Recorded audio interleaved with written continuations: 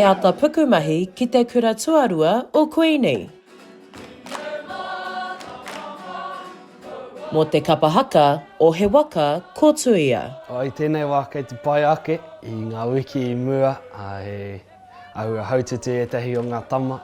A lot of the tauira, or a lot of the kai haka and rōpū, it is their first two and they're very, I guess, hou ki te ao Māori.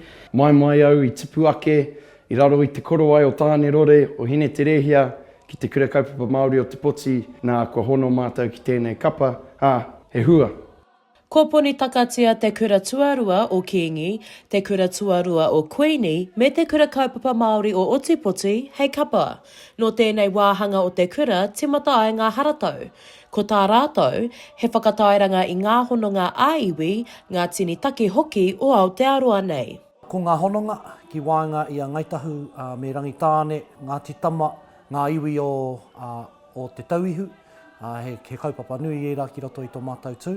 Ko te mātauranga Māori, ko ngā atua Māori tērā anō tētahi kaupapa nui ki a mātou. Ko te āhuatanga o tō tātou kāwana anō hoki tētahi. He momo whakatō I tā mātou whakawātea ki te kāwana o te niwa. Oh, my favourite waiata at the moment is the wātea. He waiata whakaiti ki te kāwanataka. A bit funny.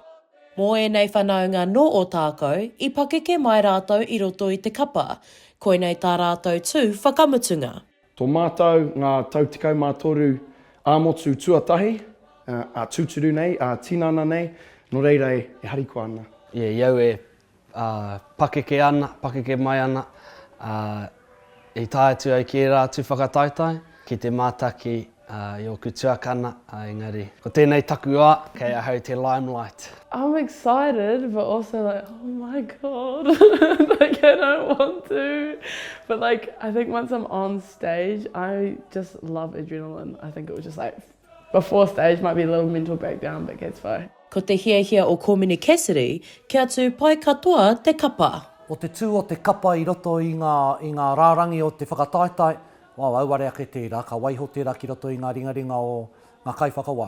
Engari ki au nei, I nā ka tūkaha, ka tūpai, tana katoa I whakapau, ana wera katoa ki runga ki te atamira, o ko te paenga ake tērā. Ara hoki kia karangahia te ingoa o he Waka Kōtuia, ki roto I te wātuku taonga.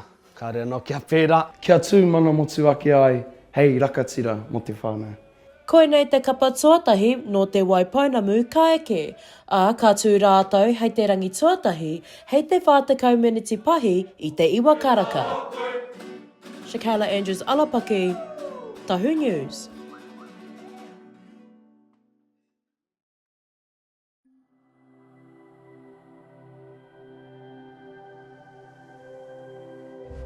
Ko te reo, te take.